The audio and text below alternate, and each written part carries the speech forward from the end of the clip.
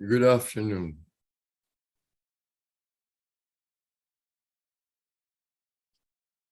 As chairman of the Caribbean Research and Policy Center, it is with pleasure I welcome you to this webinar on Caribbean diaspora political engagement. Whether you are in attendance or viewing on CaribNation TV's YouTube channel, I thank my friend Larry Sinders and CaribNation TV for facilitating this live stream. We have in attendance members of the diaspora from across the United States. My special thanks to our three presenters, all second generation of Caribbean heritage, who bring a vast amount of experiences in the ways of politics and political engagement in the United States. From the grassroots level, on the ground in local, state, and federal elections, to the White House, the Congress, and nationally. Many members of the Caribbean diaspora work on campaigns in their individual capacities and have been successful in doing so. But there's a huge gap between individual participation and participation as a group nationally and in clusters locally across the United States. There are at least 5 million people of Caribbean heritage in the United States, but too often we fail to act as a group to pursue matters of common interest for us in the diaspora and for the benefit of the countries of the Caribbean where our roots are. There are many elected officials of Caribbean heritage. Dozens more are seeking elected offices at the local, state, and federal levels here in the United States, including in the state of Maryland, where the nominee of the Democratic Party for governor, Wes Moore, is of Jamaican and Caribbean heritage. In the past few days, the local Political Action Committee, CPAC, held a well-attended fundraiser for him. There are many areas where people of Caribbean heritage, members of our diaspora, form significant portions of the voting public. Yet, because we lack organization and focus on impacting political campaigns, we do not have a seat at the policy and decision-making table post-elections. We are seldom seen and heard, and with very little effect in the halls of power in city and state capitals and in Washington, D.C. As a Caribbean diaspora, we have the power to change that. And today's webinar is the beginning of a process which we hope will change the existing dynamics. We, members of the Caribbean diaspora, with the second and third generation working together, have the numbers and the resources to do it. Our presenters will explain and point the way. I now turn the introduction of our presenters over to Dr. Karen Francis, a CRPC board member who agreed to serve as co-moderator. Karen. All right, well, thank you so much, Ambassador Ward, and it's a pleasure to be here today. And I say also join you in welcoming all the participants who've joined us today for this discussion. And I'm really delighted to have the opportunity to introduce our three panelists today, all of whom in their own right have been and continue to blaze trails, making sufficient, significant contributions to discourse, civic and political engagement that translates to meaningful action in communities across this country and quite frankly, across the globe. Today, we get to hear from these distinguished individuals about their experiences in the political and civic engagement arenas, and how we as members of the Caribbean diaspora can build our capacities to engage more effectively in the political process. So I will introduce each of our panelists today in the order that we will hear from them. So again, Nigel Stephens, welcome to the webinar. Nigel is the founder and principal of Phoenix Strategies, Inc., a government affairs and business consulting firm specializing in driving public sector adoption of innovative technologies and solutions. Nigel has over 25 years of experience in legislation and public policy, government relations, and public affairs. Nigel has worked in the US House of Representatives and the US Senate on political campaigns and in the private sector to drive initiatives around innovation and IT modernization, small business and minority business development, modernizing government and economic development. For example, he served as the Vice President of Global Government Affairs for Info, the Director of Government Affairs at Accenture Federal Services, Chief of Staff for Congresswoman Yvette D. Clarke, Democrat from New York, professional staff to the US Senate Committee on Small Business and Entrepreneurship, and legislative assistant to Congressman Albert R. Wynn, Democrat from Maryland. Nigel earned his Bachelor's of Arts in Economics from Towson University and a Master's of Arts in Political Management from the George Washington University, an executive certificate in financial management from Georgetown University, and a Master's of Business MBA again from the University of Maryland Global Campus. So again, welcome, Nigel. And then I have the pleasure of introducing Miss Myesha Ward. Myesha, again, thank you for joining us today. Myesha is the Director of Social Impact for the Lucas Museum Narrative Art in Los Angeles, California. Before joining the Lucas Museum team, Myesha served as the Vice President of Communications and Special Projects at 21st Century Fox Entertainment and as the Vice President of Public Affairs at FX Networks, where she developed and managed FX's television award campaign, networks, philanthropic activities, and developed stakeholder relations.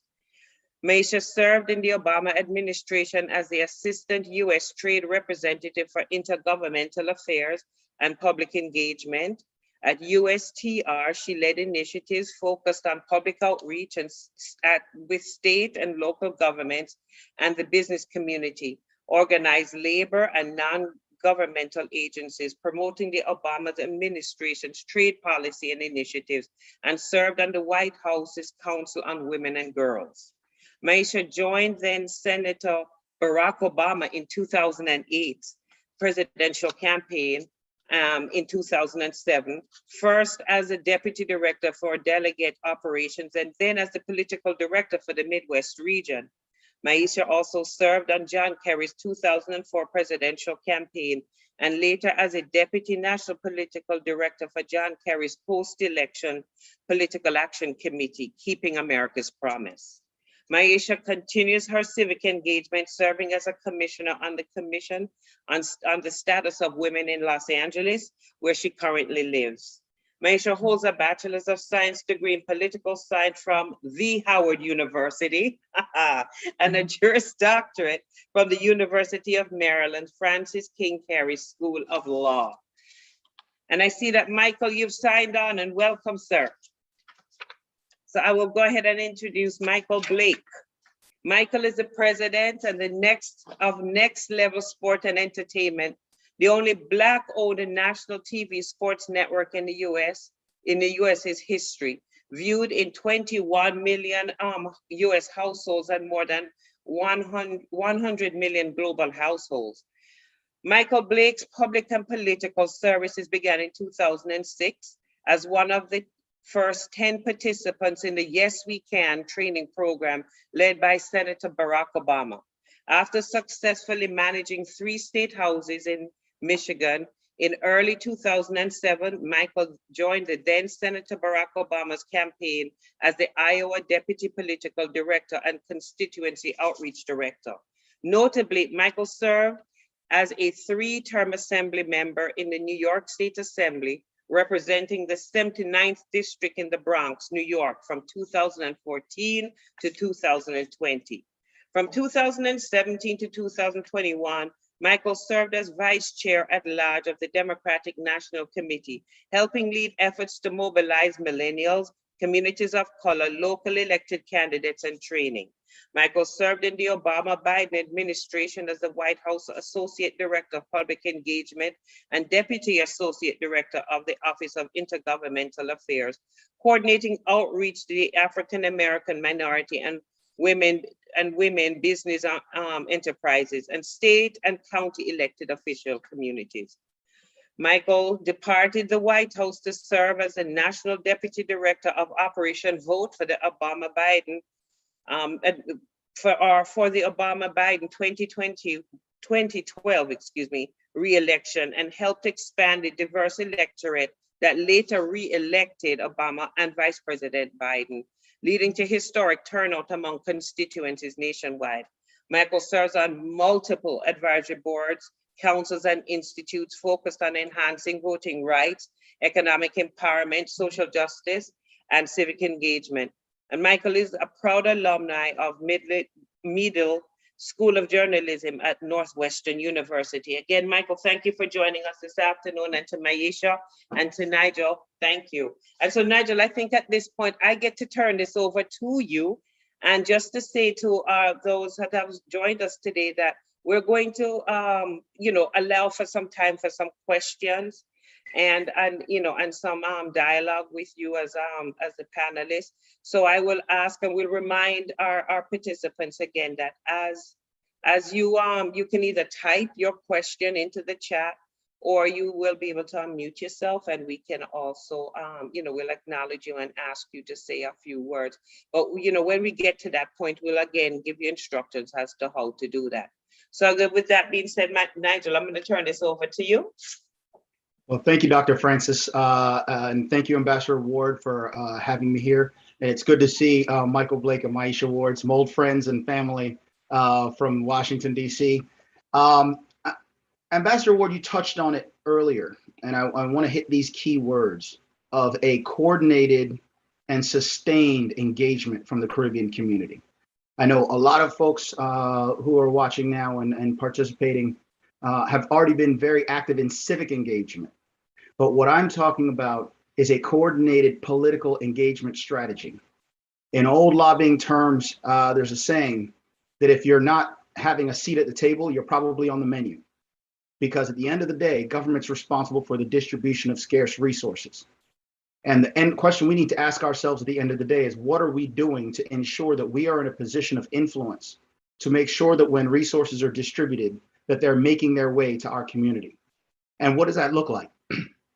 It was a pleasure to be at the event on Friday with the candidate Wes Moore, who's running for governor of Maryland, potentially one of the youngest governors in the history of Maryland, but also the first African-American ever elected statewide in the state of Maryland. We've got Anthony Brown, Congressman Anthony Brown, who's running for Attorney General, who's also of Caribbean descent. We have these candidates that are active and making sure that they keep lines of communication open with the Caribbean community. But the question is, what are we doing to coordinate our own messages and the ask, what we call the ask? What is it that we are expecting from our coordination and our support for these candidates? What are we organizing to make sure, whether it's Homeland Security, appropriations for schools, funding for research, access to government contracts and procurement? What is it that we have on our agenda, and how do we have a coordinated message and expectations and ask when individuals do reach positions of influence? Because it's important to, yes, definitely be active on the ground. As a former Speaker of the House, Tip O'Neill, used to say, all politics is local. But at the end of the day, we now have existing officials in significant positions of influence at the congressional and national levels. And we have a number of candidates, Jackie Gordon over in Long Island, who's running for Congress. And I talked about the state legislators, the state officials in state of Maryland. We have the opportunity to drive real influence and real positioning to get real returns on our investment of time, our investment of resources to help individuals get to these positions. So again, and thank you for having me. And I really want to have a conversation from the government affairs lobbying perspective of, we need to start thinking as a community about what influence we have and what are the outcomes that we are expecting from that.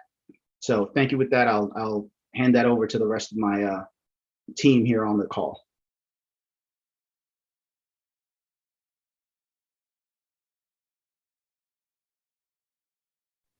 I guess I'm happy to hop in.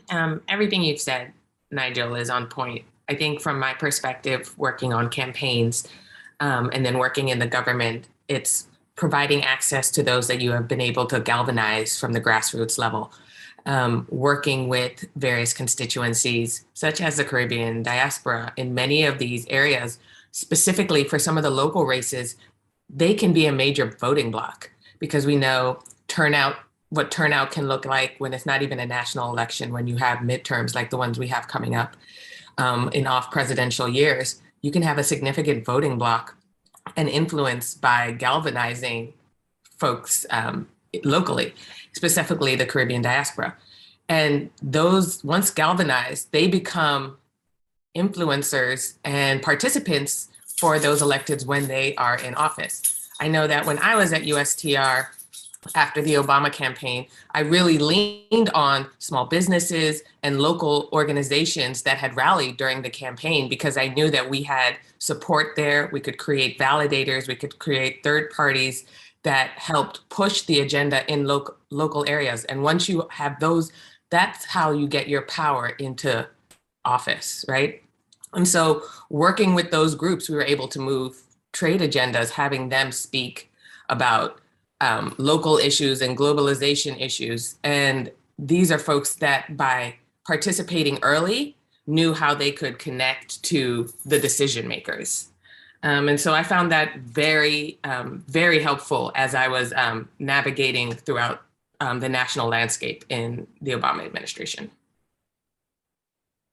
And I will also say that folks that, you know, they always say the silent majority, but people that participate, you know, they really have an ability to influence even small to large issues. And in order to make sure your voice is heard, it's important to speak out. You know, being silent and saying and showing up at the very last minute once someone is in office, it's hard to galvanize and get that person's attention, I find. Yes, we're legislating for all, but you know, politics is politics. You know, people have your number, they will pick up the phone and call you, and you're going to listen to those constituencies because they were there in the beginning. Because I know when I was on the campaign, there are people all across this country that have my cell phone number still. And they were able to pick up that phone and call me when I was working in the administration. Blake? Good to see you, friends, by the way. Good to see everybody. Good evening, everyone.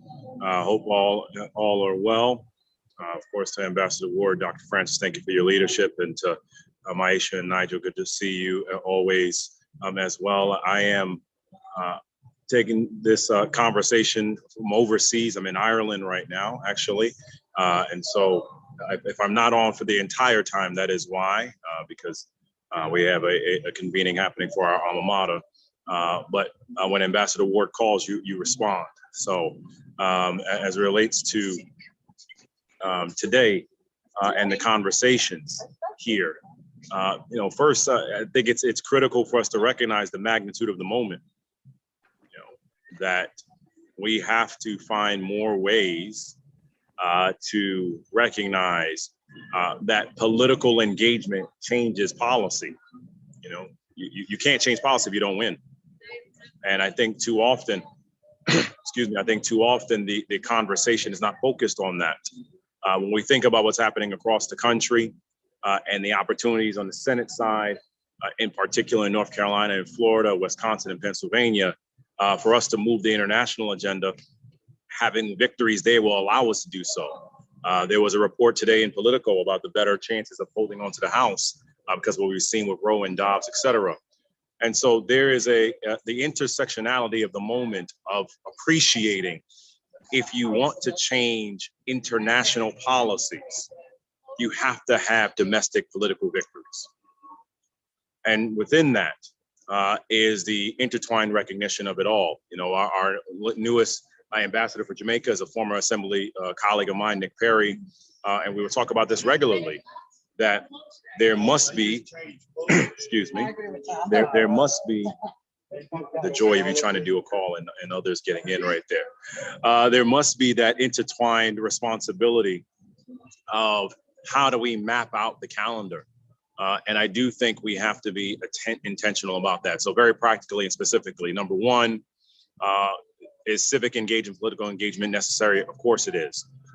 And when we think about what's happening with the DNC and the DSCC or iVote or the Collective PAC or the Black PAC, all of those will increase our opportunities to expand the policy agenda. Number two is finding the entities that are mobilizing in this manner, whether it be the Joint Center with Spencer Overton or Third Way, where Deputy Assistant Secretary Kuna Cook was recently at, or of course, Institute for Caribbean Studies with Dr. Claire Nelson. There are many entities that can be a part of that dynamic there. But lastly, is that moment and responsibility that exists of us identifying the objectives for success. So if we're talking about trade, obviously Myesha knows that incredibly well, given her leadership role that she served at USTR. If we're thinking about economic dynamics, where you have Don Kravis at MBDA or Don Graves, who is now our Deputy Secretary of Commerce. When we think about what's happening of our new leadership that's emerging as well, all of this is intertwined. And so for us, if we want to be focused on having successes and having policies change, then there has to be civic and political engagement to achieve that. And I'll pause right there. And if I could piggyback on something that Myesha touched on earlier about engagement early. We are at a critical point right now. Mike touched on as well, talking about the election that's the key elections coming up on November 8th. It's not just about a one-off campaign, and then after that, you know, we go back to business as usual. It has to be a sustained communication and coordinated messaging from the Caribbean community, even after the election is over. That's when the work really begins, because that's when you start organizing your messages and making sure that your interests are being heard, whether it's on economic development, whether it's on trade, whether it's on, I keep stressing, homeland security, immigration, those issues that are affecting our family members at home. Infrastructure. Had a conversation with Congresswoman Stacey Plaskett, who represents the U.S. Virgin Islands. And with the $1.2 trillion infrastructure bill that was passed earlier this year, they not only have resources coming from that bill to modernize systems, but they're still doing recovery from the hurricane that desolated, destroyed the island. They need access to those resources. Our community needs to have a strong voice to make sure that the funds are flowing to the U.S. Virgin Islands, to Puerto Rico, to make sure that growth is happening the same way the other advocates in communities are making sure that those dollars are reaching communities in the mainland and outside the Caribbean.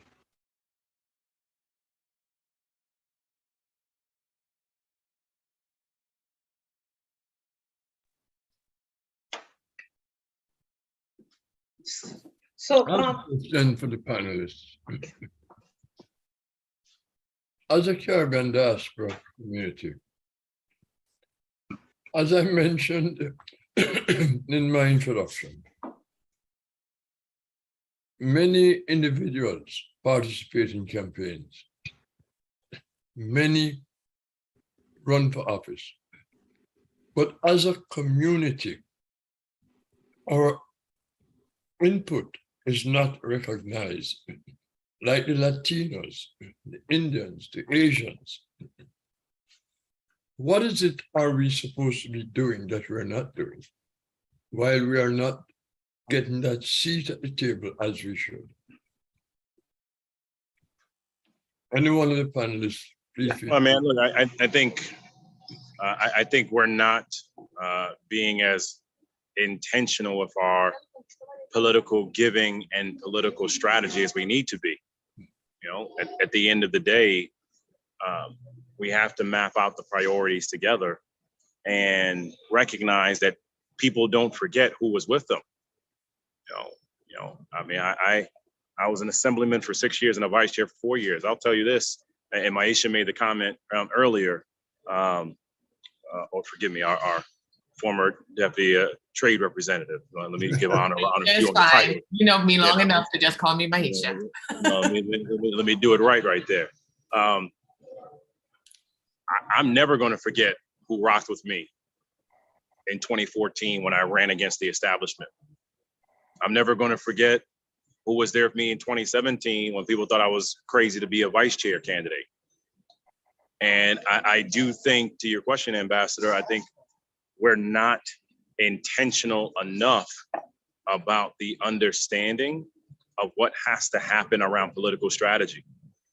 And seeing that, you know, whether it be Warnock in Georgia or Kelly in Arizona, on the Senate side, whether it be Stacey in Georgia, or as Nigel mentioned, West in Maryland, or on the congressional side, you know, Stephen Horsford in Las Vegas, who, you know, has won and lost and is running again. And if he wins, he's probably the next CBC chair. Like, people will remember that and be intentional around that. But I think it's that second step as well. You know, when you think about what Senator Chris Coons is doing on foreign relations, you think about Congressman Greg Meeks as well on foreign relations, you know, engaging with them. Why? Because Greg Meeks is also the chair of the CBC PAC. So he's going to be intentional as well around that approach. So I think it's that understanding.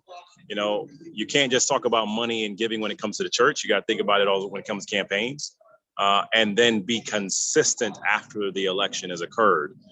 Because when that happens, then the policies are able to happen. And then lastly, I would say, communicate your policy priorities early. Don't assume that someone understands. You have a lot of conflicting priorities. People need to understand what you care about so that when they get elected, they can fight for you. Just to add on that, when you mentioned Greg Meeks, that's a great example of someone who does not have Caribbean heritage, is not from the Caribbean, but is an advocate and is a strong advocate, and is also the chair of the Foreign Relations Committee and former vice chair of the Congressional Black Caucus Minority Business Task Force. He has voiced over and over again his commitment to driving economic development and business opportunities in Caribbean countries, in Central America, South America, and in Africa, right? But he's committed to growing that from the United States. So if we have a strong business community here in the United States, representing the diaspora, what are we doing to make sure that the greatest level of opportunities are being created for our businesses to benefit from the policies and from the investments that are being made by the US government overseas? How do we make sure that these resources are going to our communities here and abroad? Then touching on what Myesha said earlier about the campaigns, Congressman Benny Thompson, who's the chair of the Homeland Security Committee, has jurisdiction over all the immigration policies and national security policies at DHS. He has a statement where he says, I've got old friends and I've got new friends, and I love all my friends. I just don't love them the same. And what we're trying to encourage is a greater coordinated, sustained effort on the front ends to help these individuals that have not only Caribbean heritage and inherent interest, but also those who are allies and understand the need for activism and representation. So what are we doing to engage them early, engage them often, and make sure that they are positioned in a way to help give us a return on our support? And just to add one thing, you know, really the idea of the intentionality of the other groups that you mentioned, Ambassador Ward, like the South Asian community, the Latinx community, they are intentionally putting their issues, they're galvanizing nationally, and they're galvanizing within states, and they're galvanizing within cities. And as a block, they are putting their issues forefront. Now, for Caribbean diaspora, we have many countries that make up the Caribbean diaspora. We haven't intentionally put forth, at least to my knowledge, a national intentional agenda that can be galvanized citywide, statewide, and federally.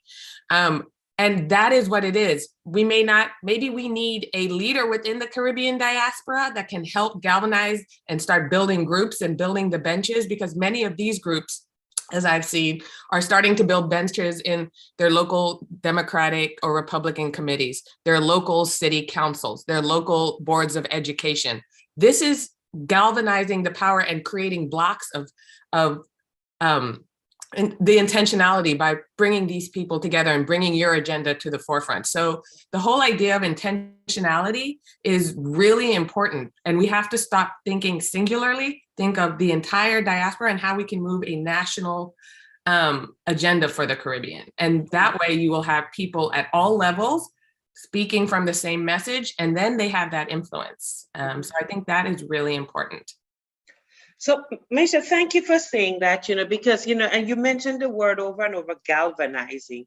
And, in my head, as I think about how, groups of people galvanize, they galvanize because they, some exposure to education, some exposure to understanding, some feeling of, I'm a part of this, right? And I own this. So I'm wondering what, either you, Michael or Nigel can say to Caribbean-based civic organizations, right? And there are a plethora of them all throughout the United States.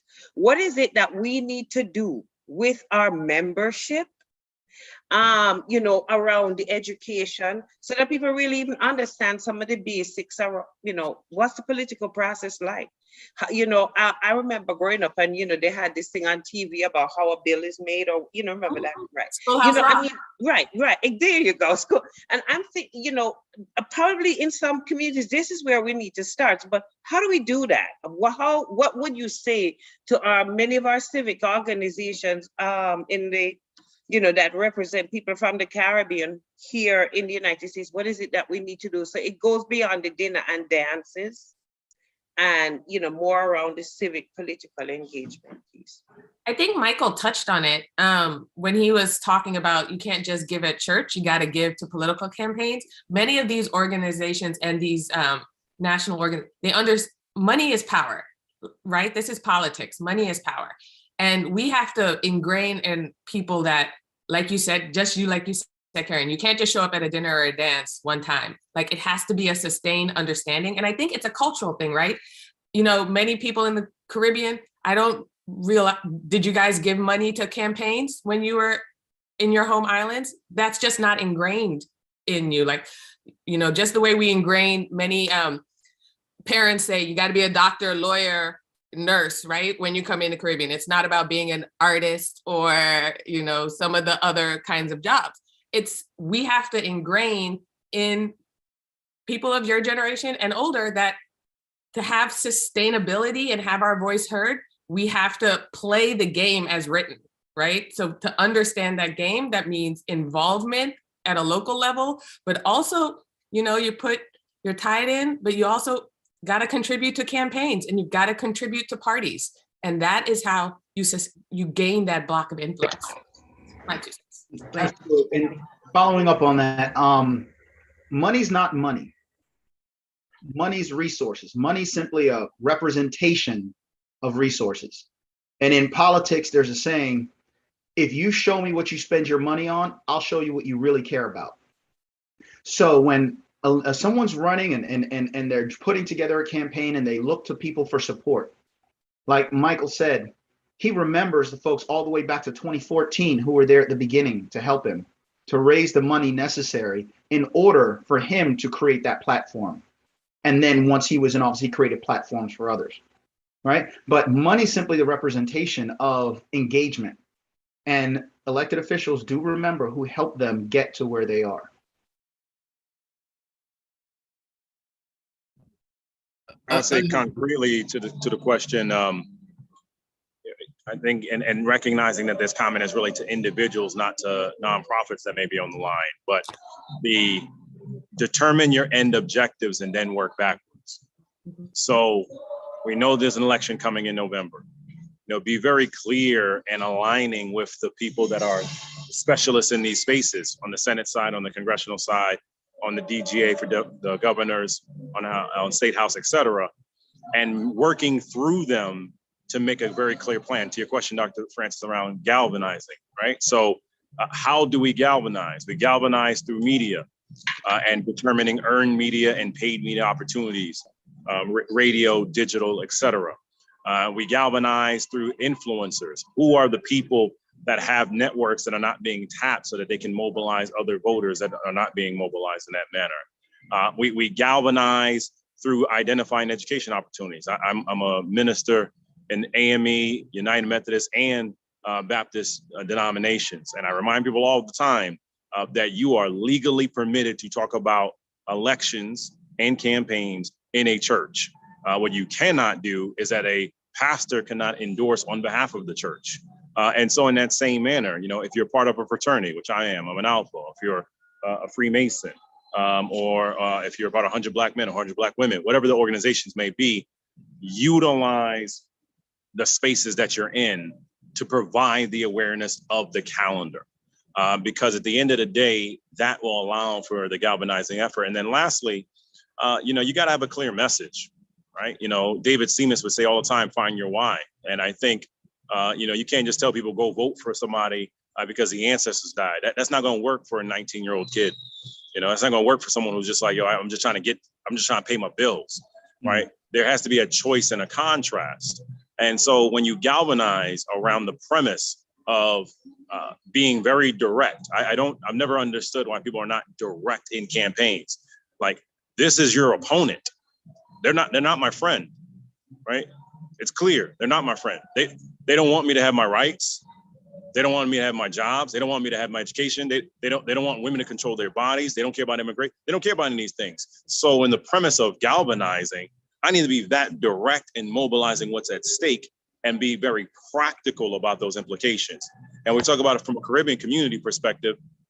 Look, you have leaders on the other side that truly want to make it harder for your family members to come here, to survive, and to succeed.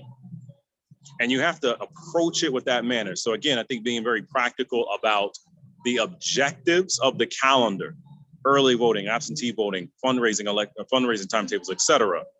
The premise of mobilizing the networks that we have, the utilization of influencers who have those networks, and then from there, recognizing that you have to have a clear message to provide choice and contrast in that manner itself.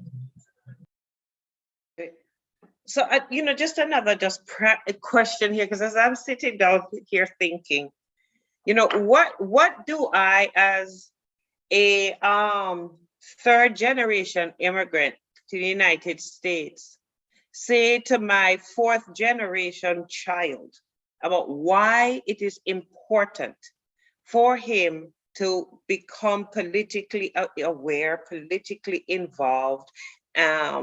What's the benefit, outside? What do I say to him? What do I sit at dinner one night and say to him? Or if I can, purely in the technology is not being my friend, because I could see my phone is about to have an issue here. And so proactively saying thank you to Ambassador Ward and to Dr. Francis, and of course, to our honorable Myesha Ward. I know she doesn't like when I say that, but she earned that title. And of course, to Brother Nigel. Look, I think we got to be very practical with these young cats. Like, it's going to be harder for you to make money and to save money and to thrive if the other side wins, right? I think we have to be that literal with them. You have a Republican Party that does not believe women should control their party. You have bodies. You have a Republican Party that doesn't believe you should determine what's going on with your education. You have a Republican Party that does not care about you when it comes to Social Security and your retirement savings. All these things have to be practical, but then tie it to, they want to make it harder for you to make money and to save. And at the end of the day, I think that young cats will understand that and appreciate that. And for our Caribbean communities, that is what we've been rooted in. So I love you, I appreciate you, and I thank you. Thanks, Mike. And again, that is the key. What is the benefit? This is not just unique to the Caribbean community, by the way. This is a challenge that all communities are having, engaging young people and trying to explain why they need to be more engaged in the process. What is the outcome that you expect? What is it that you're trying to accomplish? We tell folks to go to school. Okay, but the government determines what's in schools. I just read a report this morning about certain school districts and book bans that are coming in, what the students are able to read, what they're able to have access to, legislation to even take books out of public libraries, those types of things. What is the truth, supposed, that they're teaching in the classroom? If we don't have direct engagement, if we don't have the influence to make sure our voice is heard and our demands are met, then these things are just going to happen to us, instead of us being able to influence how we live our lives. Everything from healthcare, education, environment, jobs, economic growth, where the money's going. These are all things that are directly affecting us from birth to death. And it's up to us to make sure that the people who are making the decisions on our behalf actually hear us and are speaking on behalf of us. Now, the other part is the how. I want to talk directly to the organizations, the chapters that are around the country. Oftentimes, procedure supersedes policy. We have the direct intent. We know what we want to occur, but we don't know how to get it. We know we need resources. We need grant dollars, but we don't know how to write the grant. So when you're in these positions, part of the requirement is making sure that your organization is well versed in how the decisions are made and how the resources are being distributed. That comes with engagement, knowing before an award is made, before grants are made, where the grant dollars are going, who's designing the program, how is the program designed, is there something included in the policy to make sure that a percentage of it, a portion of that, is set aside for people of Caribbean descent or people in certain communities. Unless you're at the table to fight for those provisions within the policies, by the time you realize what's happened, the policy's made and there's no slice of the pie for you. So that's why engagement at the beginning is important. Reach out and do workshops on grant writing so you can effectively write the grant proposals. Stay in communication with the local office of your congressional member, the district office. They're the ones on the ground managing constituent services. Do you know who your constituent service lead is for your representative? It's not enough just to know the member or the elected official themselves. It's great for the photo op. We all love them. But the people who do the work, the people who make sure that there's a sentence in there for CRPC to make sure the Caribbean community is included in anything that comes out of Department of Treasury, State Department, Department of Homeland Security, those are the staffers that make it happen. Do we know who those people are? And doing those type of workshops. If you want to know the truth, follow the money. Are you able to follow the money from when the policy is created all the way to the point where you're receiving an award for grant dollars for your organization, so you can do the things in the community that you want to do, that you want to accomplish? Tracing those things and understanding the how are these policies made, not just what we need to accomplish. Nigel, I would like to just ask you this, and Myesha, if you have some views on that, that would be very welcome. We don't have a national political action committee or a national diaspora group of any kind that really has the capacity or the organization to influence any political campaign.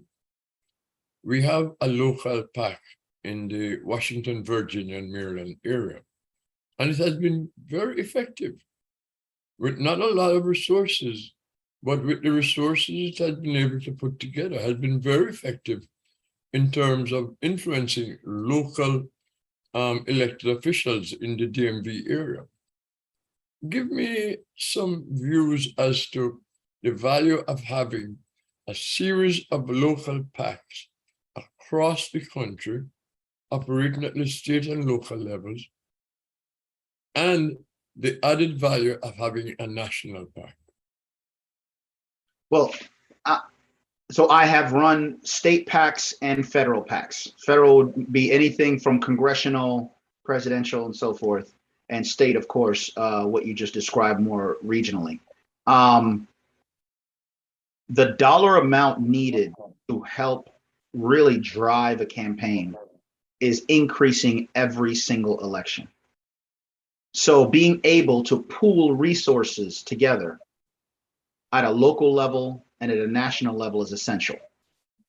There may be few of us that can afford, a $5,000 maximum contribution to a lot of folks, but I don't have those resources, and many folks that I know don't. But by pooling resources, the whole intent of a political action committee is to take smaller donations from a larger number of people. And once that agenda is in place and you know who the champions are going to be for your cause and helping those individuals get to where they need to get to, you're able to utilize those dollars in a more, again, intentional way and have the maximum impact on a fewer number of candidates versus everyone simply going off on their own and throwing dollars all over the place, right? So it's the idea of coordinating at a local level, identifying those individuals that are going to be champions for your cause. The same thing at the national level, and identifying a few of those individuals that are going to be champions for your cause and using those resources, those pooled dollars, in order to help them get elected, and then follow through after that to hold them accountable for being the aggressive representative for you that they promised that they were going to be during the campaign. Absolutely. And I think here's the thing, it takes work. It takes doing the groundwork. So if you have a successful template in the Maryland, DC, Virginia area for this political action committee, then you need to go, next step, go to New York or New Jersey, find that local organization and say, how do we help you create this so that we can have a larger, stronger voice, so that we can bring more people into the fold? It is a full-time job. It takes a lot of work and it takes a lot of commitment, but that is how you galvanize nationally, by starting locally and then moving step by step, being strategic. If where's the next large group of Caribbean diaspora? Is it Atlanta? Then you figure out who is a point person in Atlanta and start having those conversations. In the next place, Houston, then you find a point person in Houston, a Jamaica National Association, a CARICOM, any of those organizations that are focused locally, and you start having those conversations. It's really about relationship building and messaging. So when everyone starts getting on the same page, those like Nigel said, those small dollar donations come in, and you have the people and you have the money. And that combination is what moves forward your policy agenda. But it doesn't happen overnight. But also, let's not be intimidated by the dollar amounts that we're talking about. Yeah. Right? Because we've worked campaigns, we've gone door to door, we've knocked on doors. And old campaign strategy is when you get someone who is at the door and they say, yeah, I love it. I love everything you're saying. I'm going to support you. Okay, are you willing to contribute $1? Are you willing to make a phone call? $1. Because, right, are you willing to make a phone call? Are you willing to give something of yourself, no matter how small? Because that then connects you with that person. That person gave you $1. That person gave you an hour of making phone calls. That person engaged more than just the promise at the door, and then they went back to finish making dinner for their family, right? That makes that connection. How do we get more of our folks actively engaged at those local chapters? And again, you don't need 10 of them to be effective. If we can identify, like Myesha said, the 3 or 4 population pockets, or let's say 5. We can do major city in the Midwest, Texas somewhere, Houston maybe, Miami, Atlanta, Washington, D.C., New York. Fine. If we can focus on those and help build out with the technical assistance, give the advice from the D.C. chapter that's doing well of what to do and how to organize, they can do that in those regions as well. Now, when the real force comes is when you're effective at the local level, You're talking to your member of Congress through their local constituent service office. You're talking to your city council. You're talking to your county council. You're talking to your executives on the ground where you are, where you're already leaders in your community. And they're just looking at you as leaders in a different context. Oh, I know Professor so-and-so. Oh, I know Dr. So-and-so, or the dentist. Yes, but now I recognize them as a leader in this larger Caribbean community. Yes.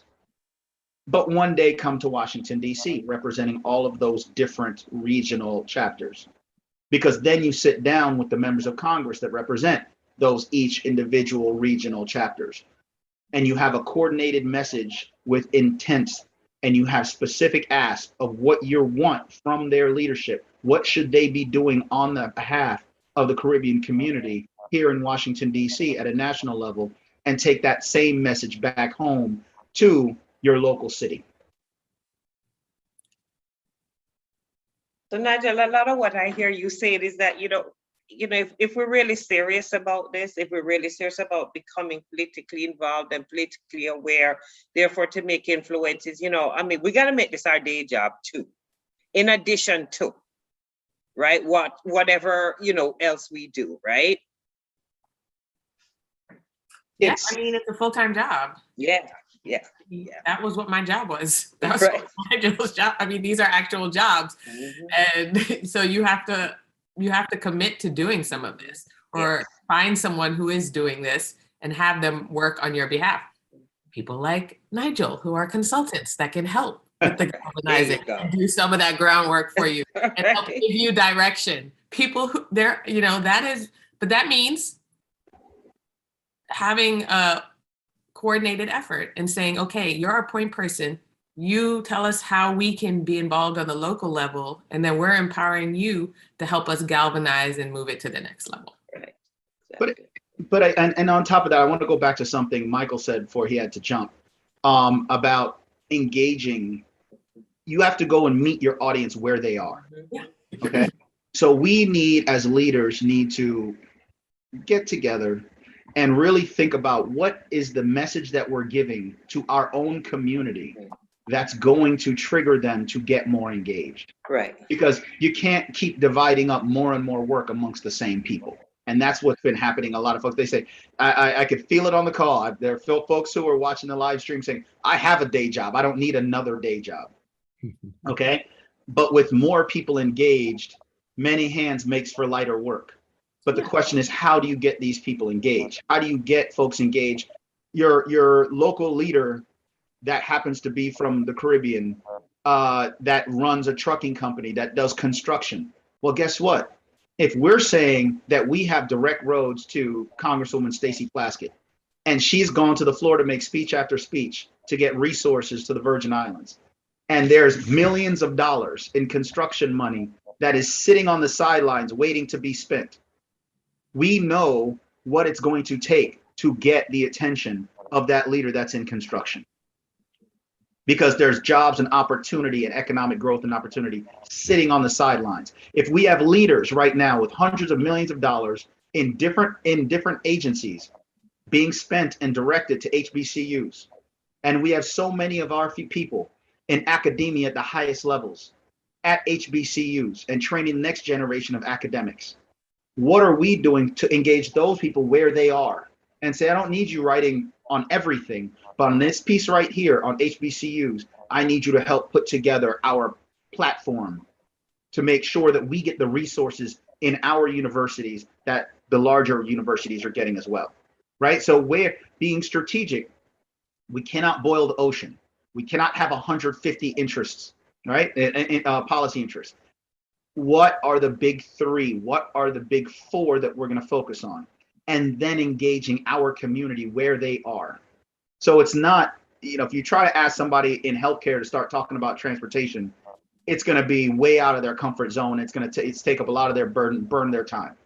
But if you have somebody in academia who knows how to run a real program at a university campus successfully, then they can come and help that local chapter put together a grant proposal on research, on education funding, on scholarships, on internships and fellowships.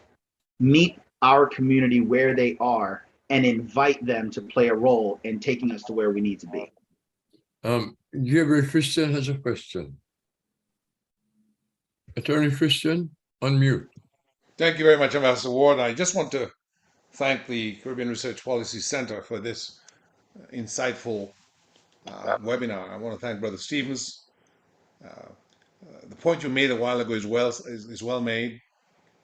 We can't boil the sea. Oftentimes you see the usual suspects. They know who they are. Ambassador Ward, Sister Karen. They keep showing up again and again. It's not by accident that Sister Myesha ascended to the level of excellence in public service that she did. She grew up in a household where both parents had a day job and then another job. And that job had to do with community service. So Myesha, greetings to you. You've done well. We're proud of you. The point that is being made is a point that I really embrace, and that is the importance of collaboratives. You know, we gather around at the different carnivals, and we tend, I guess, because of our history, towards the celebratory. So we get together and we celebrate. But oftentimes we don't often enough rather congregate around issues of how best to craft public policy, understanding the budgeting process, Exactly. writing grants.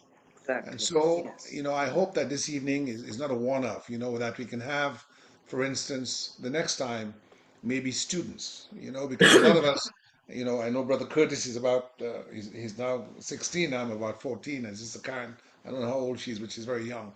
But the point I'm making is that we need to do what the Jamaican 4x100 relay team does very best at the Penn Relays and at the Olympics and at the Commonwealth Games, that is being able to skillfully pass the baton to that younger generation and providing that making sure that that younger generation of folks of the Caribbean diaspora are well equipped in way of being able to source that intelligence, be seized of that intelligence from the likes of Myesha Ward and Brother Stephens. Brother Blake left before I got the chance to say anything, but I just wanted to thank the CRPC. I wanted to thank the panelists, and I wanted to say that you're right. You know, it takes a team to build a dream. That if each of us do a little, none of us have to do a lot.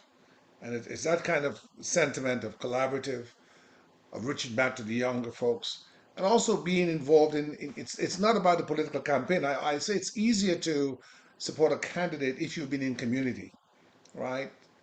And so we need to have a civic duty consciousness that says that community is not simply, you know, the celebratory and so on, but community is taking a little bit of your time to mentor at a local school or being part of a nonprofit that's doing work in STEM, for instance. That's where we have a deficit.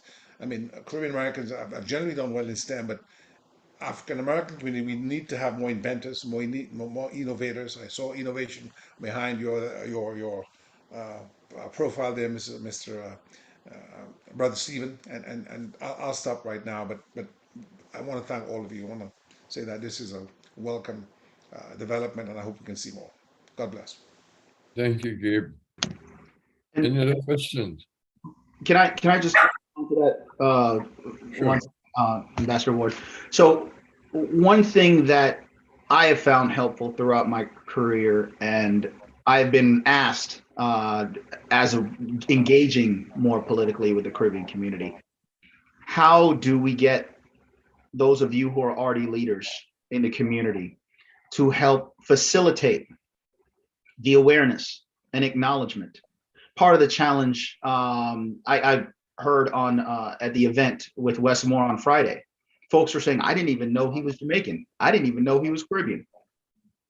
How do we help self-identify and drive pride around that identity, but also use it as a resource to access intelligentsia and information, contracts, partners? What can we do as organizations to help facilitate that, so we know who each other is? And when I need information on healthcare policy, I know that there's a professor at Howard University from Trinidad that's been researching these expert in his field that I can reach out to and say, hey, I could use some help getting some information here. when I need information on immigration policy, on small business, on procurement, when I need to find someone to do a presentation on grant writing. I'm pretty sure we have someone on this call right now who has significant experience successfully writing to government grants and winning awards. How do we engage that and make sure we know who each other is and are accessible to each other? Point well made, Nigel. Any other questions from those who are here with us or those who are on YouTube? So I If you saw I have a Yvonne. question. Yes, I just got a comment. How do we get, let me see if I understand this. How do we get our politicians that we support to go to the very basic communities and not just those who are able to make noticeable financial contribution? How do we get them? How do we encourage them? Or how do we get them to go to the grassroots to encourage those people to participate? And then another one came in, so let me get a response to that before I do the other one. Okay, on the grassroots. So in my bio, you heard that I was chief of staff for Congresswoman Yvette Clarke, and before that, I worked for Congressman Albert Wynn. Every single one of these congressional offices has a local office that's primary purpose is constituent service. So at the same time, yes, there may be individuals who are making these contributions. What Ambassador Ward said earlier about coordinated efforts through the organizations, and what Gabriel Christian said about the sense of community, you still represent those folks who were not able to make those financial contributions. So what is it that they need on the ground that as a representative for that community, you can then go to those individuals that you have influence over and make sure that they are reaching out through their constituent service office on the ground to be visible, to participate in their events, to hear what's happening on the ground and what the needs are in order to meet those needs, right? That's about coordinated efforts. So yes, there are individuals who can't make the big contributions, but that does not let you off the hook for engagement, right? Exactly. It has to be engagement. Sorry, Myesha, but one last thing is, if you can't cut a check for Jackie Gordon, who's running in Long Island, who is retired military, retired Air Force, has a daughter that's in the Air Force right now. If you cannot financially cut a check, I'm pretty sure you have some family in New York. I'm pretty sure you can pick up the phone and call them and say, this woman, Jackie Gordon, you need to look out for her. You need to hear about her. Call the people at your church. Call your people in your community organization. When you go and you play dominoes, let them know about the name Jackie Gordon. That's what we can do if we're approaching it from a community, an organized, intentional perspective. I think this sorry, Myesha. I think this person is following up to say, how do we get our politicians that we want to support, especially those of Caribbean background, how do we get them to pay more attention to the people in the grassroots or basic community? How do we get the politician, our politician that we are supporting, to get to the people who are not making big contributions? But it really, I think Nigel said it, and I'll say it in a different way. When people show up for independence service, part of after the service, when everyone's having breakfast, okay, we have a Jamaica Constituent Day on August 27th. All of us are going to our local congressional office or our local executive office with this message. Meet people where they are. Blake talked about it. Nigel has talked about it. When you have the audience, let them know together our voices are strong. You know, one person can go, but when you have a constituted group of people that can give you 45 minutes to an hour to go sit in your local constituent office and say, these are the issues that are affecting our community at the basic level, they listen. And you can do that 2-3 times a year. The offices, like Nigel said, are open to hear this. So when we can show up at Independence, we can show up for Christmas meetings, we can show up at all these other events. Somebody's 50th birthday. I know we love to have 50th birthdays and 60th birthdays and 30th birthdays. You just have to be intentional and say, okay, guys, part of my birthday, we're here to celebrate. But guess what? In 2 weeks, a bunch of us are going to the Will Jawando's office. He's the at-large county council from Montgomery County. And we're going to talk to Will about some of the issues that are facing our community. And that is the kind of, and it has to be sustained. It can't be a one-off. This is a commitment. In off years, you have to continue to support your electeds because they have 100 different issues at a minimum coming at them every single day. So if you want your issue to be at top, you have to sustain it. Visits, phone calls, letters, showing up. That is the key. You have to show up. And can we, as Caribbean folks, can we please change our posture when it comes to engagement? There's a level of expectation when other communities come in and do exactly what Myesha said. They have made the connection to say, it is your job to have an open door policy.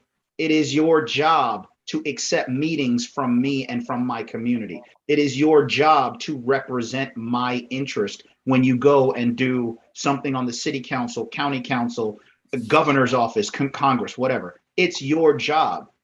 That's why I put you there.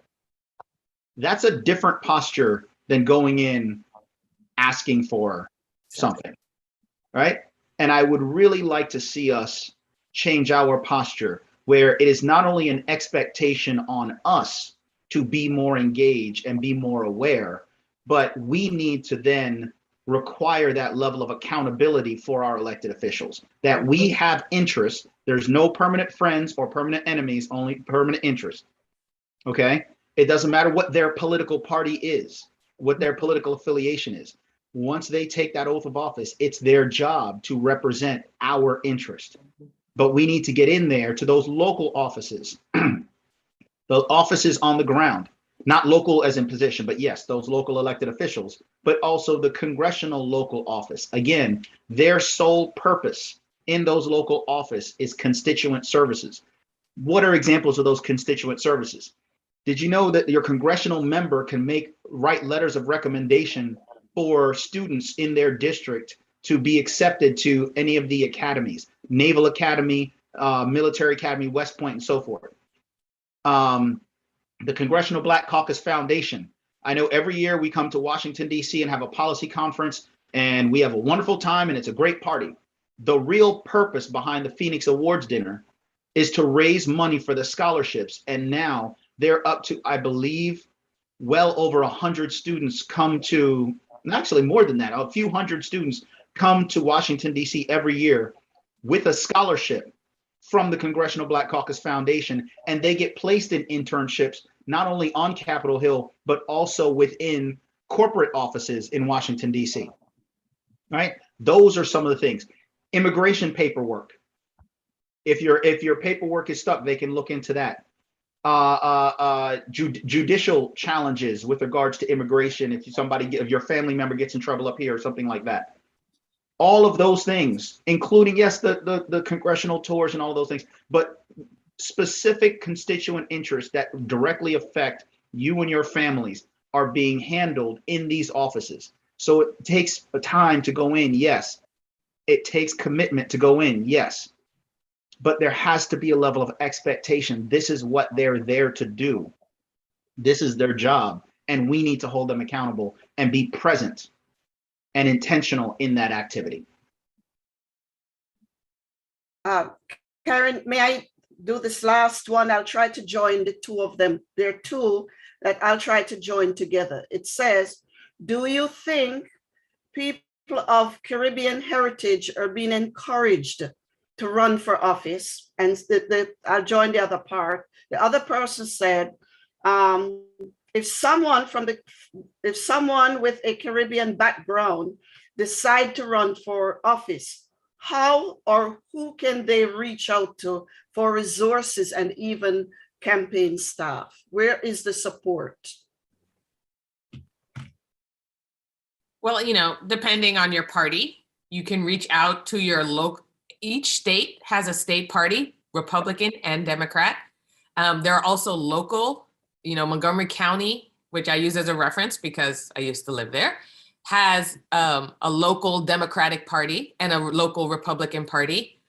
If you're going to run for office, you have to understand the players. You have to understand what the political party mechanisms in each of those areas, and you go to them and you state your case. They can help you, give you guidance on how to build a campaign, how to hire staff. The thing is, nobody's just going to hand it to you. You're going to have a support group. I know a lot of people who start in the beginning, their support group are their local churches, their local affiliations, their local, their whatever kind of community that they have are the ones that start with the phones, building a volunteer base. It's all these little things that these local parties can help guide you, kind of give you a guidebook.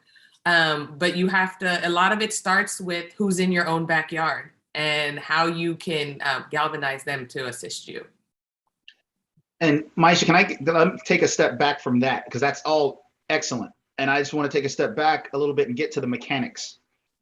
How do you articulate why you're running? What is your platform?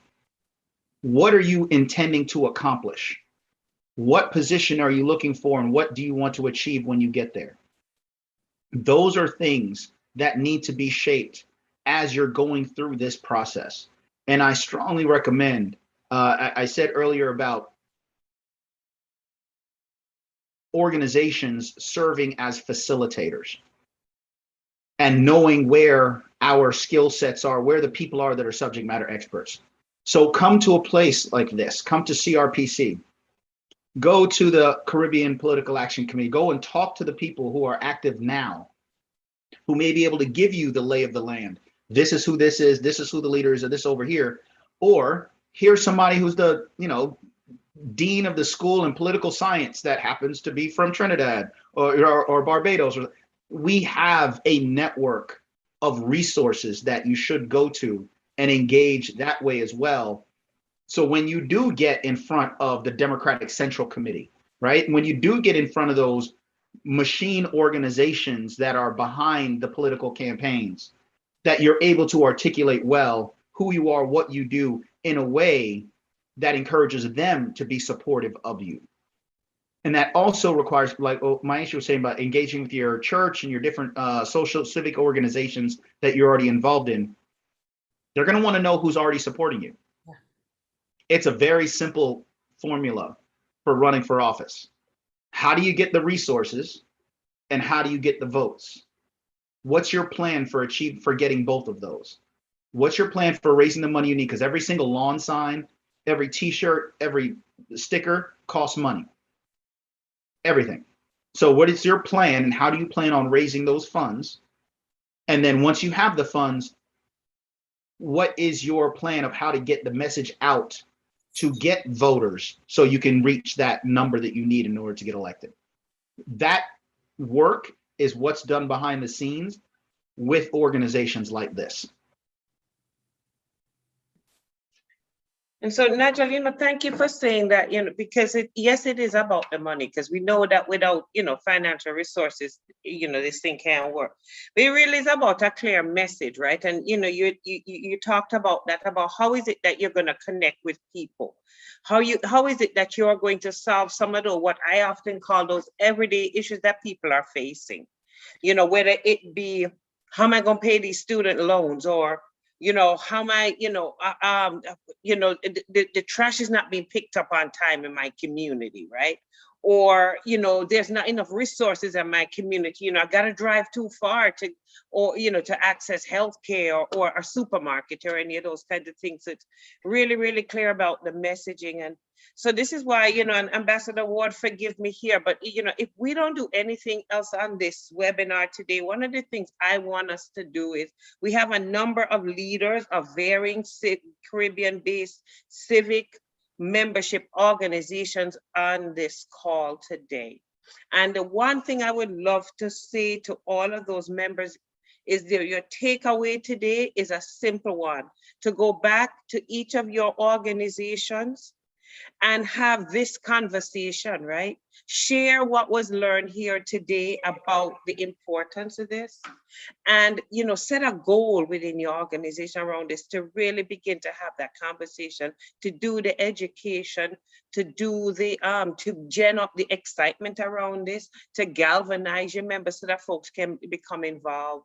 So let's not just have this conversation for an hour and a half or 2 hours this afternoon and then it gets filed on a shelf.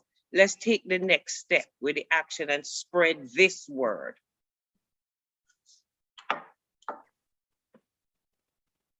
One more question, and then this one says, who is collecting, or what organization is helping to send out a list or to promote people of Caribbean heritage who are currently running for office? That's a good question. Would that person like to volunteer?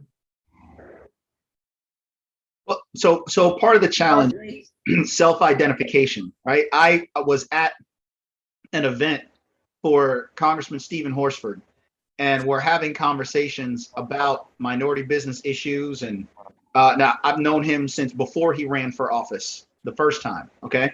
And we're having conversation, we're having dinner. And it wasn't until we started talking about an international trade issue, and I used Jamaica as an example, that he said, oh, I didn't know you were Jamaican. I'm from Trinidad, right? So that the challenge sometimes is the individual's responsibility to self-identify, right? But also for us to then, once we find that out, we share that information. Wes Moore was at the Caribbean Festival singing Bob Marley on stage and talking about his Jamaican heritage 3 months ago during the campaign before the primary, right? We need to do a better job when that happens to spread the word about these individuals and what we can do to be supportive. It has to be in that context. That goes back to what Myesha was saying about intentionality. When we hear that, we need to start training ourselves to start thinking, wait a minute, Congressman Stephen Horsford could be the next chair of the Congressional Black Caucus. The Congressional Black Caucus has 52 votes in the House of Representatives between the Hispanic Caucus, the Black Caucus, and the Asia Pacific and Islander Caucus. You have almost half the votes necessary to pass any legislation just with those 3 caucuses. If we identify our folks and list them, right? So, I just did a slight search before this and pulled a list of the congressional level folks. But when we find out that somebody is from Caribbean descent, we need to share that information with the leaders of CRPC. We need to share that with our local chapters. Hey, did you know so-and-so? Let's invite them for a conversation and build that relationship. Because that's what this is all about, building that relationship and being intentional. And I would just add, sometimes you've got to give someone a reason to share all their different affiliations, right? So if we have created this, like the PAC, the DMV PAC that you spoke about, Ambassador, if that is known to candidates, then they're going to say, yes, I am from the Caribbean. My grandparents immigrated here. My parents immigrated here. I am a proud second, third generation.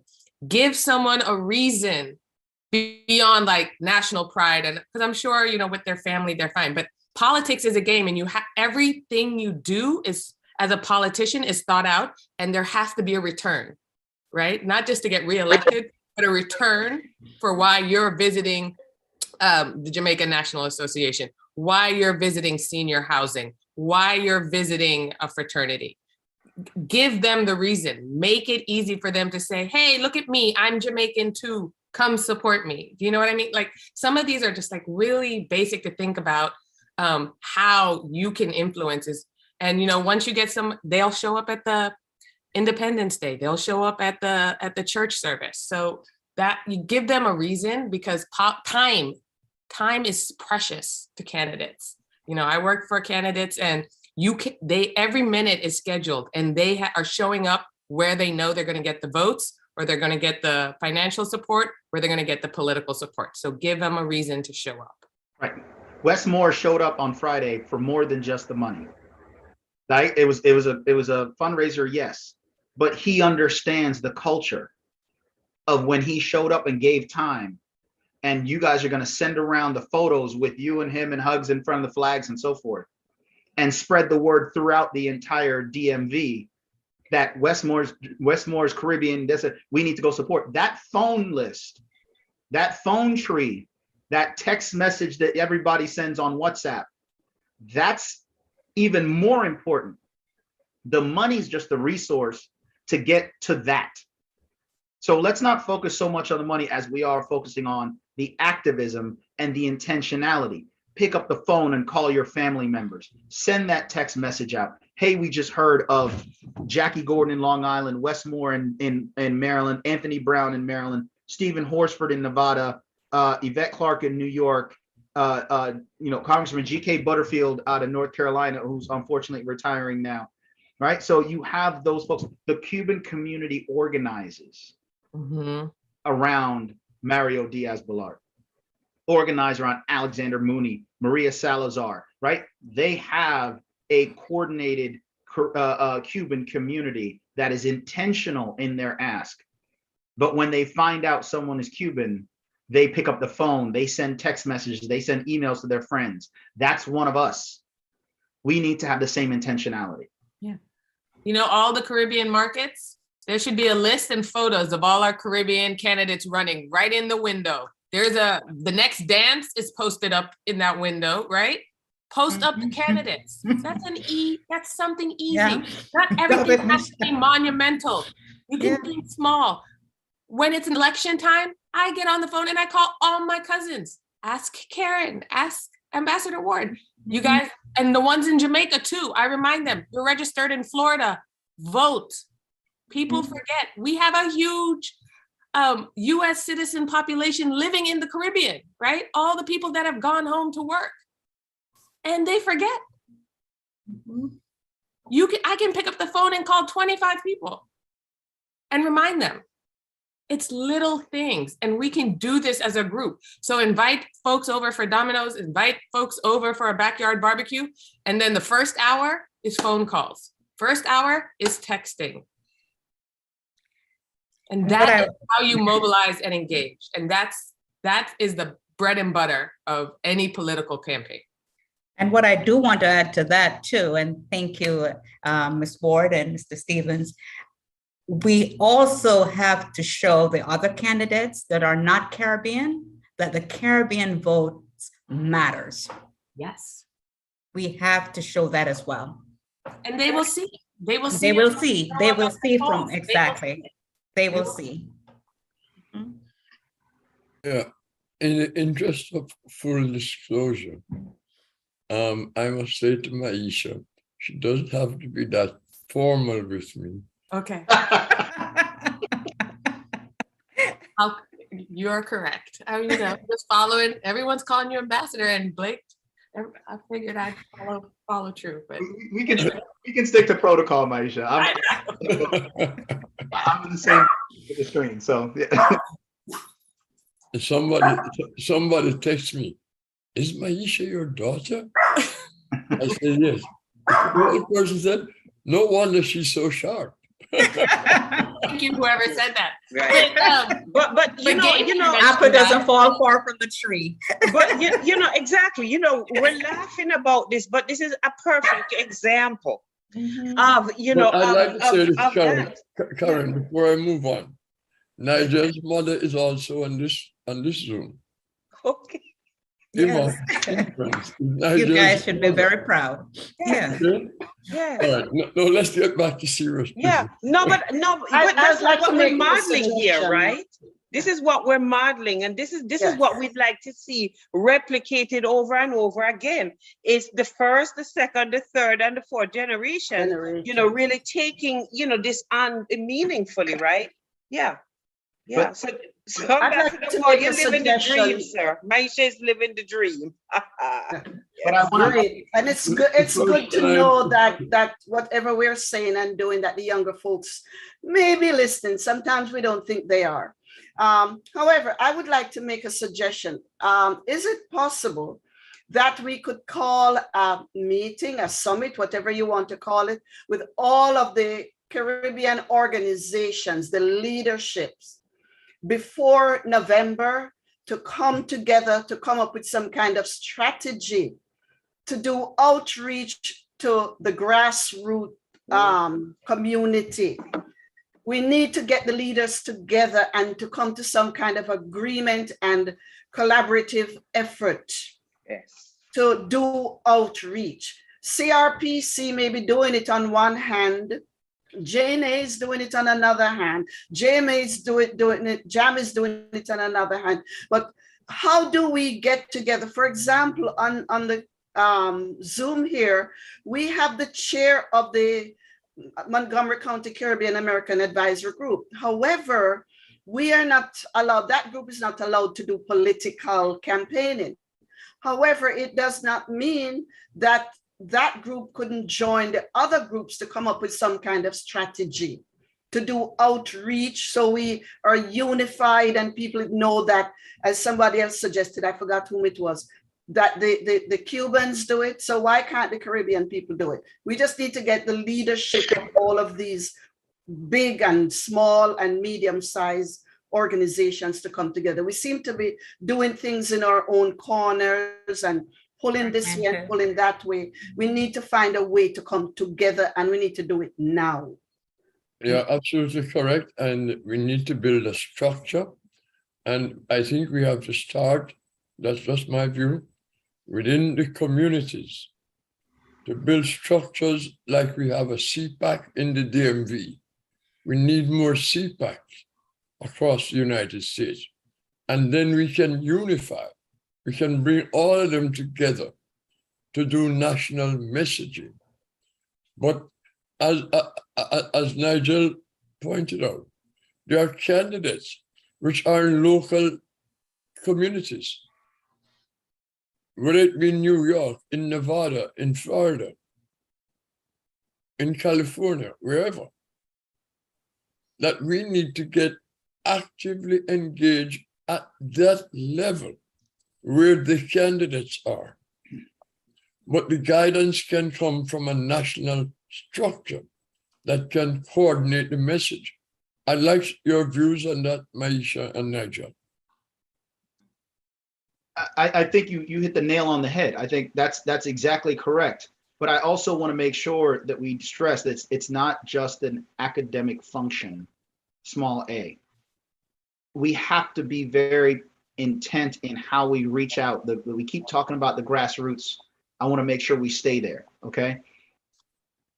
It's about access to resource. How do we get those individuals to get active that would not normally be active? How do we make the connection to them and their direct interest every day? All right.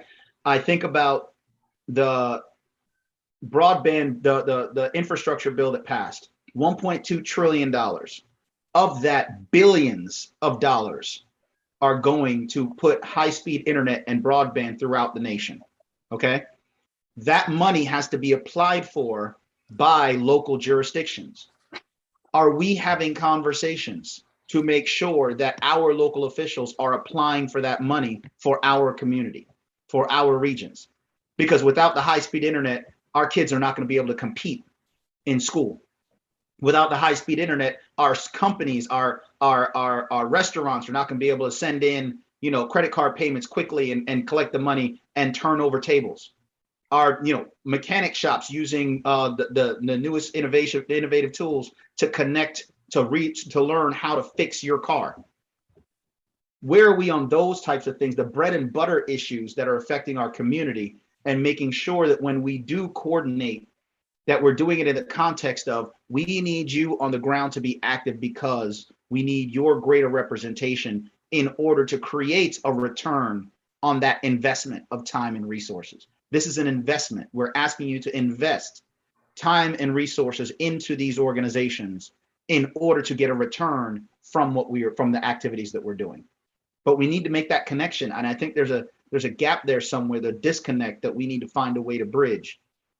How the average person who's just trying to, you know, work and send their kids to school and have a good life, how do we get those people engaged and supporting the academics that can do the other type of lifting?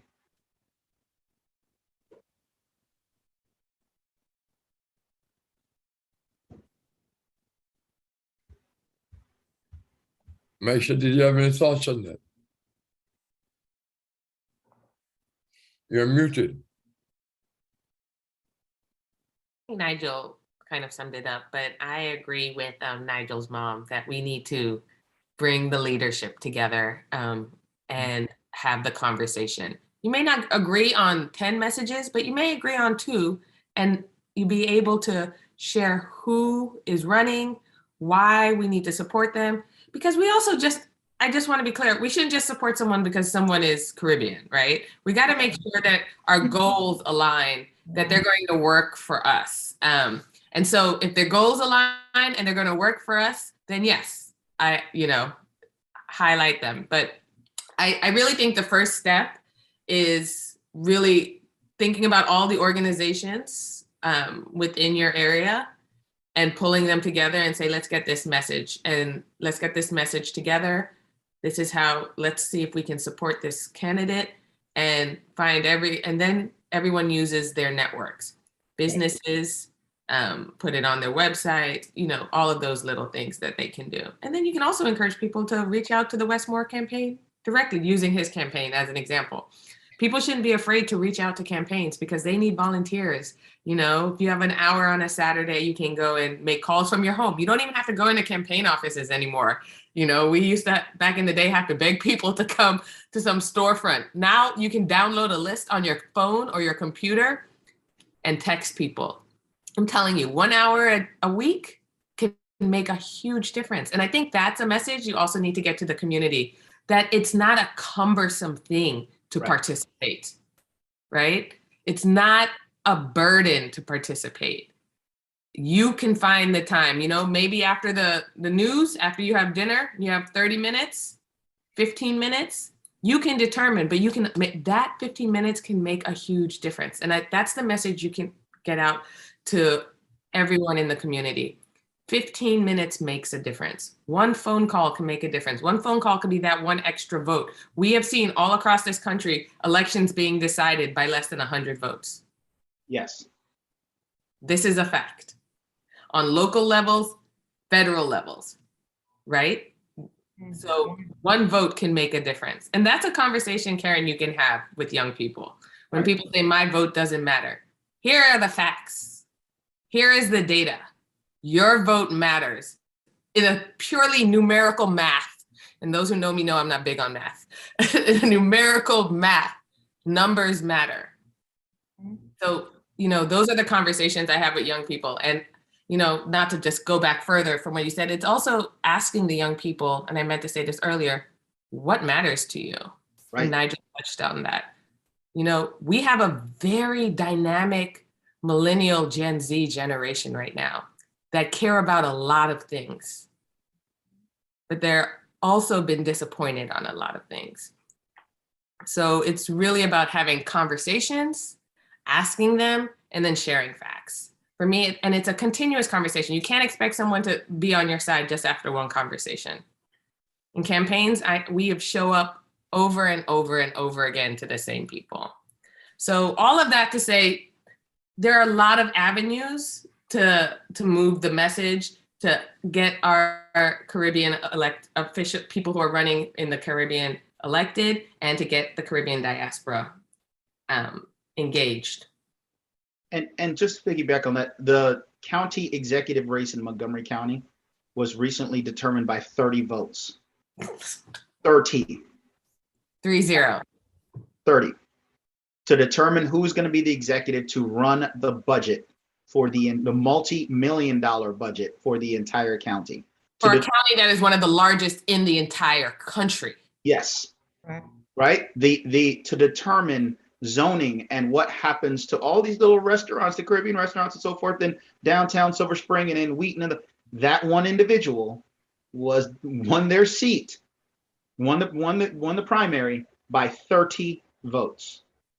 So your vote counting and your activism. And then another piece, when I was on the Hill, there's always a very concerted effort and almost a panic, an intense commitment to responding to constituent mail. Because there was a formula. I can't remember, I'm getting a little older now, so I can't remember the details, but there was a formula we used. One letter, the time that someone takes to write a single letter, how many voices does that actually represent? How many people in your district, in your community, believe the same thing, but did not take the time to write the letter? So if you take the time to be individually engaged, go and say, I'm with Jamaican National Association, Caribbean National Association, CPAC, whatever, and do volunteering. Because that time that you spend, when they calculate, when they interpret it, they're interpreting it as, if this person came, that means that there may be 30 or 40 people that think the same way he or she thinks, that is also engaged, that there's an interested community out there, that if I do a better job outreaching to them, then I may get access to those other 40 that I did not get access to just because it's one person. And so, it goes back. Yeah, go ahead. And I was saying, it goes back to that question. That's how you get people to show up. That's how you get them into your community. So it's a full circle, people. It's a full circle. Yep. There are all these spokes in the wheel that go to the center. Little things and big things. Karen, I have two comments. May I share them with you? One is, says, I can hear the passion and commitment of Myesha and Nigel. Keep up the good work. We're supporting you. We're happy that the young people are leading taking on the baton to lead. And I would like to ditto that. And the second one is from Dr. Knight, from the president of the Jamaican Nationals Association. And she says, yes, we agree that we need to bring the Caribbean diaspora leaderships together, but we should be consistent with our messaging and also look beyond this election. Absolutely. That's the sustainability piece that I talked about. The election comes, and then you know what? You show up at a local hearing, your Board of Education hearing, or your county council meetings. And I know that you can go online, log on online, be represented. It is you have to sustain that message and you have to keep showing up. So exactly right. Or invite them to your meeting. Mm-hmm. Hey, congratulations on your victory. Glad you're able, wonderful. We're glad that we could organize the community to support on your behalf. We look forward to staying engaged with you. We look forward to keeping lines of communication open. By the way, we have a meeting on the first Wednesday of such and such. We'd love for you to come, and plus now so many things are virtual. They can either show up or they'll send a staffer. Do not think that they are not connected or engaged simply because they send a staffer. No. Staffer is your best weapon. Get to know the staff. Those young people, they are out there, they are committed, they are going to do the hard lifting and all the hard work. So when the time comes for the success, the executive gets to show up and take all the credit. Wonderful. Mm-hmm. But that staffer, you want them engaged. You want them to know that your organization meets on the third Thursday of every month, and they get an invitation to come once a quarter. They'll come. The staff will come. And guess what? The staff gives written reports every single Friday to the member. We used to have a staff report that had to get turned in and go into the members' briefing book every weekend. That included not just the legislative and the high-level policy stuff that's happening on Capitol Hill, but literally the constituent services that were asked for, what was requested, what was completed, what's still outstanding, because that member then has to go on the weekends and during breaks to the district, and they want to know, hey, wait a minute, We spoke to these folks. We got an opportunity. This staffer went to meet with the Caribbean National Association at the Gaithersburg Library. Okay, got that. Okay. They will know all of those activities, that engagement, but that's the small stuff that happens behind the scenes that builds the foundation that skyscrapers are built on. Mm-hmm. Build that foundation. Yeah. So Gabe, is your hand still up from the last comment that you made, or do you want to make another comment? Another comment. I mean, All right. I'm an old cadet like Ambassador Ward, so I'm disciplined and I wait my turn. I just wanted to say that well, Nigel's mom, let's call it that, said something that I endorse fully.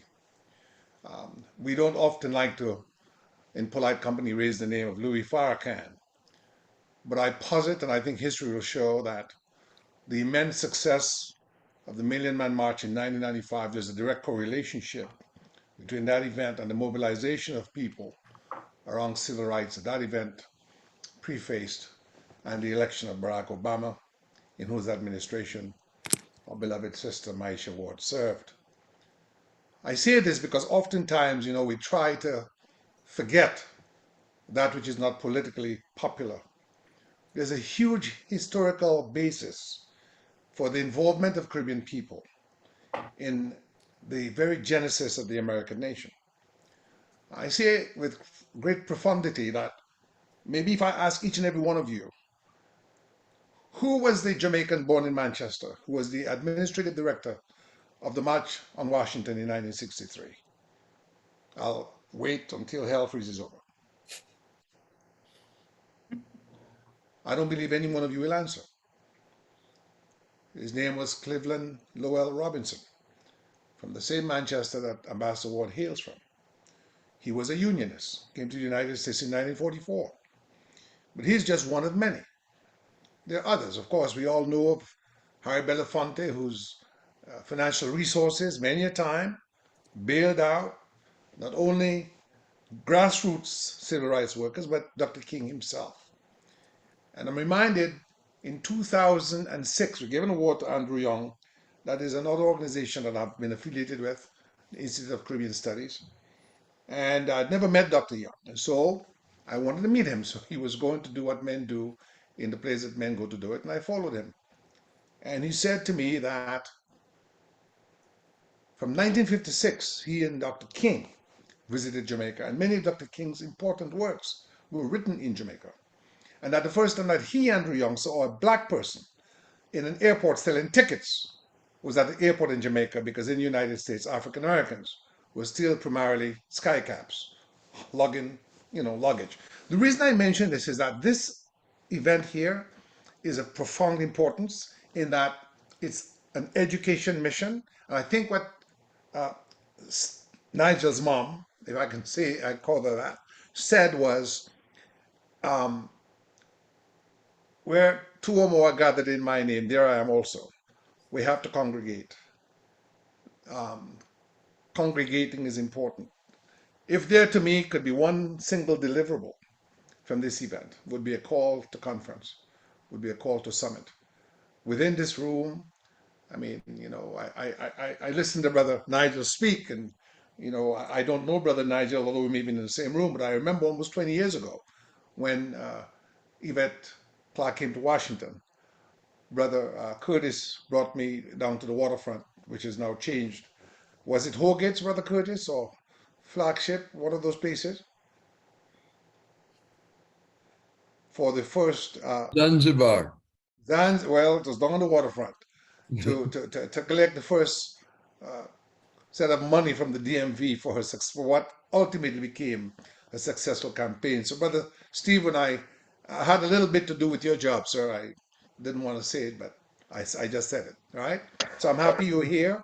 I'm happy for the work that you're doing. You've said a lot of things that are worthy of not having simply within the cocoon of this evening's meeting, but to follow up with what your mother said. I think Sister Myesha endorsed it, and I certainly endorse it. We need to summit, because don't assume, just like none of you knew of the brother from Manchester, but you can go to Wikipedia, find out who was the administrative chairman for the March on Washington, Cleveland Robinson, trade unionist, so too we can at a summit pull the strings, or rather pull the strands together and weave into one solid fabric, that tapestry of success for our community, which is inextricably linked to the success of the United States. And I will conclude by saying Sister Myesha is correct in that we don't simply support people because they're West Indian or they're Caribbean. They have to have a polarity and an orientation that tends towards freedom and justice and rule of law and access. You know, there are a lot of people who are black or who may be Caribbean, but whose political orientation is diametrically opposed to our rise and to our victory and our personhood or dignity.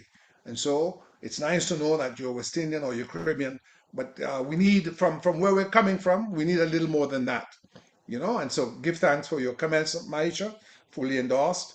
We need to be always careful that the philosophy and the policy lifts, our community to a better place. And I'll just say that I endorse this, and of course, whatever the ambassador thinks as the chairman of and founding president of CRPC, then he'll tell us. But thank you so much again. I'm happy that I made the time. I've got a case tomorrow, so I was late, but give thanks, okay?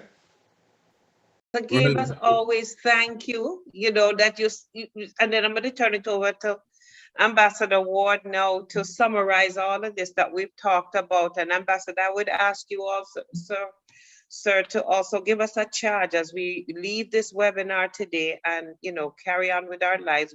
How do we weave what we've learned here today into, our process for moving forward? Well, I must say I was very, very pleased. I am very pleased with the presentations that were made by our three presenters, Nigel, Myesha, and Michael. Michael had to go. He actually joined us from overseas, at least 6 hours in a different time zone. So we're really appreciative that he took the time to be with us, the time that he spent with us. Gabriel did some of the summing up that I think needed to be done. And so I won't repeat what Gabriel said. Coming out of this webinar, and I must tell you, the idea for this really came out of a conversation I had with Nigel. And I said, well, let's put a panel together. Let's talk about it. Let's see, where do we go from here? And coming out of this webinar are many questions as to where do we go from here, or how do we get to where we need to go from here? And I think we heard many of the answers, and we heard some interesting ideas. And Yvette Stephens, one of CRPC board member, who made a suggestion, which I have been mulling around for quite some time. But, I don't recall who said this, but you can't be saddling the same horse over and over and over again. And it's time to hand off the baton, as Gabriel Christian said. It's time to pass the baton. I'm not moving into the pavilion just yet, but I need the generation after me and 2 generations down to really step up and take the charge and move much of this forward. I should be in an advisory role at this point, and I'm still doing some heavy lifting. I don't mind doing it. I enjoy doing it, but there's a limit, and there's a time when we must have, and there are many people on this broadcast on YouTube, and there are some right here with us. And I definitely want to say where we go from here. In addition to all the ideas that were dropped here today, and the advice that was given by our panelists and raised by Yvette Stephens, We must engage the next generation far greater than we have been doing. There are some of us who are proud of how our children have managed to engage politically and have done exceedingly well. There are many more out there who would like to figure out how to find out how to become engaged. I've been asked questions by members of the younger generation. Someone said, Ambassador Ward, I heard your daughter did so and so. How do I get involved? And when I explain to them what they need to do, I don't know if they take me up on it because they don't realize how hard it is. I remember when Myesha first volunteered for John Kerry's campaign in 2004. She was fresh out of law school, passed the bar exam, clerked for a judge for 14 months, and I thought Myesha was getting ready to make some money, which most of the people in the younger generation focus on once they leave college. Instead, Myesha volunteered, not a paid staff member. And I want people of the younger generation and parents who are on this call to imbue this into their parents.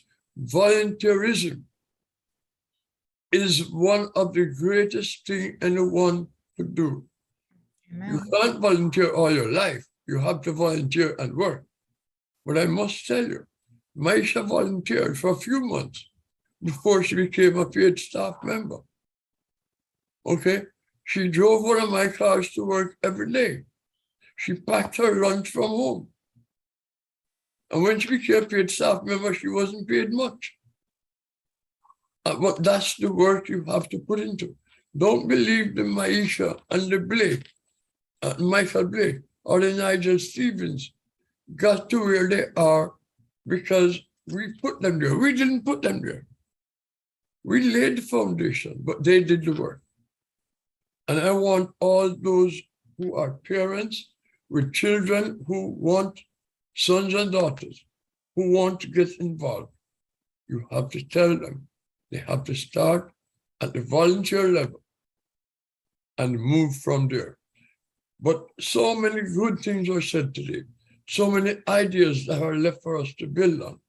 And I'm hoping that we will be able to call on Myesha, Nigel, and Michael to help us as we move to the next level of civic and political engagement and have an impact which reflects our numbers and our resources and our intellect, so that when decisions are being made, when policies are being made, when we need to access something from the government, we have that access. We have a key to open the door. So I want to thank the panelists again. They've awakened some real urgency in us. And this election cycle, we should not miss getting our feet on the ground and our foot through the door. So again, thank you very much. Thanks all of you who have been on YouTube watching, and tell your friends that this recording will be on YouTube for some time. Invite them to go there and watch and listen and join us. And Caribbean Research and Policy Center is pleased to start this engagement. If you want to support us, visit our website, CaribbeanResearchandPolicyCenter.org, and support us. And look out for what comes next. Thank you very, very much. Thank you for having us. Yes, thank you very much. Thank you. And that brings an end to our session. Thank you, Dr. Thank you, Ambassador. Thank you, dear. Thank you. Thank you. Thank you. All right. Bye-bye. Bye. And we had a friend all the way in California who was silent the whole time. B. Roy Davidson, Dr. Davidson, who was silent. Thank you. Well, I'm sure. I was listening and learning. I'm sure you'll pass this on to Yes. your to my- colleagues in California.